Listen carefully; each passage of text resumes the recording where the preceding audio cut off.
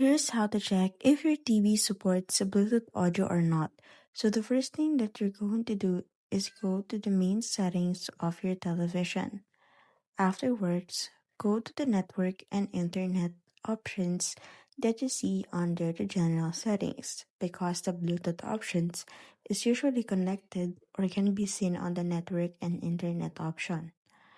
Afterwards, what you need to do is go to the TV settings and navigate yourself to the audio options where you can adjust to experience the different sound effects. When you press on the audio options, you will see there the audio output. Now click on the audio output. When you press audio output and you see there a Bluetooth option, that only means that your television is actually supporting a audio Bluetooth. So now you can go ahead and press Bluetooth as an audio output to your television.